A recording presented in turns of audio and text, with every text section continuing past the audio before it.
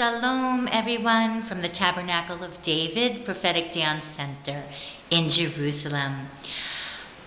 Well, I've been talking this week about posing the question, are you suffering from depression and anxiety? Do you have what is called a mental illness?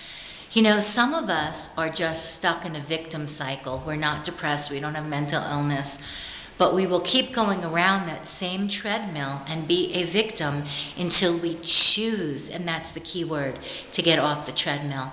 But for others, we don't have control over our thoughts because we're suffering from a chemical imbalance called depression. Some people call it mental illness. But what the Lord has shown me years ago in a prophetic meeting, and it wasn't for me to then share at that time, but I am sharing it now. And as I go along in different relationships with people as the subject comes up, because I love to pray for people on the street as the Lord leads, the Lord wanted me to know that what the world calls mental illness is actually an unloving spirit. That person is afflicted with a spirit that's an unloving spirit.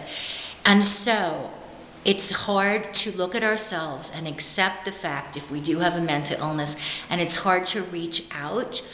But if we don't reach out, we will continue to live in the pits. We will continue to feel that our lives are not fruitful. They're meaningless. We have no hope. And until we take the step, until I take the step individually, I say, I will step out and I will get the help. Nothing's going to change. So whoever feels that they are just on this treadmill or they're just suffering and can't get out of the pits, as painful as it is to look at the reality of what may be going on inside of you, your life is not going to change unless you choose to get help.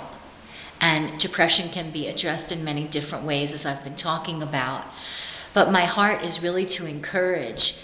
And what I'm leading to here in this message is that we have to stop enabling our friends. If we truly love them, we will speak the truth in love. God calls us in His Word to speak the truth in love, not to enable.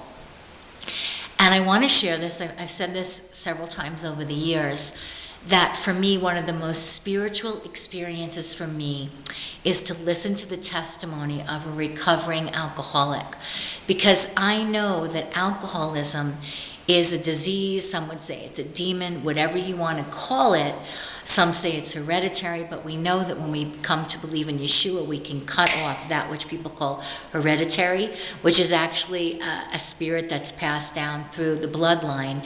And you've heard of the resulting sins, the curses from the resulting sins of the fathers. And so, yes, people say hereditary, but it's actually a spirit that continues on. But as a blood-washed child of God, you can stop it right here. You can say, I put the cross of Yeshua right now. So if you're suffering from alcoholism, but you're a believer in the Lord, or any addiction, you can say, although it's been passed down, I stop it right now in the name of Yeshua, because I am a blood-washed child of God, and there's nothing more powerful than the blood of Yeshua and the name of Yeshua. Hallelujah.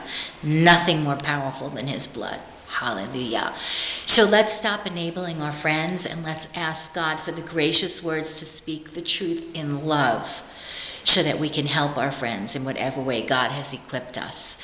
God bless you from the city of the great King, Jerusalem.